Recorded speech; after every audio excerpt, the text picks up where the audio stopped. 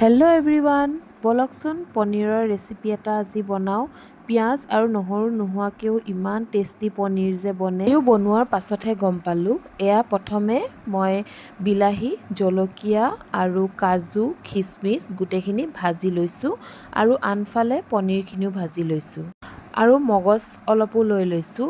তাৰ পাছত ভাজি লোৱা বিলাহী, জলকীয়া, কাজু, খিচমিচখিনি এয়া মিক্সিত মাৰি লৈছোঁ আৰু আনফালে মগজখিনিও মিক্সিত মাৰি লৈছোঁ।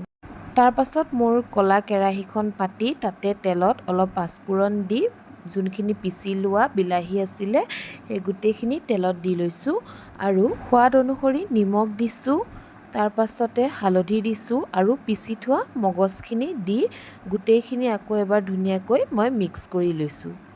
তাৰ পৰা গোটেইখিনি আকৌ ধুনীয়াকৈ ভাজি তাত অলপ ৰেড চিলি পাউডাৰ আৰু জিৰা পাউডাৰ দি আকৌ গোটেইখিনি ভাজি লৈছোঁ আৰু এফালে গৰম পানী দি এখন ঢাকনা মাৰি দিছোঁ। 7 মিনিটৰ মানৰ পাছত ঢাকনাখন উঠাই মই ভাজি থোৱা পনীৰখিনি তাত দি দিছোঁ আৰু আকৌ অলপমান উতলিবলৈ ৰাখি দিছোঁ।